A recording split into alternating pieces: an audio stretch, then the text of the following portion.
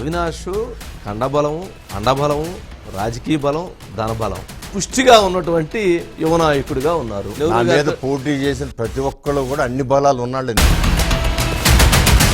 ఎమ్మెల్యేగా గెలిచారు, మళ్ళీ ఎంపీగా ఎందుకు మారారు? పట్టుదలతో చంద్రబాబు గారు విజయవాడ పార్లమెంట్కి వెళ్ళమన్నారు.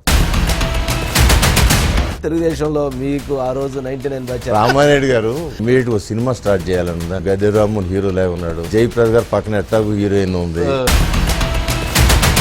99 ఎన్నికల్లో తెలుగుదేశం పార్టీ బలంతో భారతీయ జనతా పార్టీ ఎన్డీఏ కొనసాగింది. ఒక చిన్న ఫోన్ కాల్ చేసి వాళ్ళు పిఎస్ చెప్తే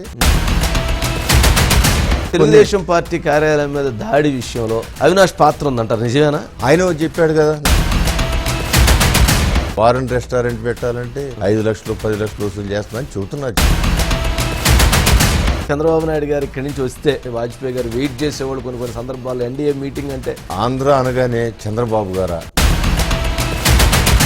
మినిస్టర్లు కానీ, ప్రైమ్ మినిస్టర్ కానీ, హోమ్ మినిస్టర్ గారు అద్వానీ గారి వీళ్ళందరూ కూడా చాలా ప్రయారిటీ ఇచ్చేవాళ్ళు.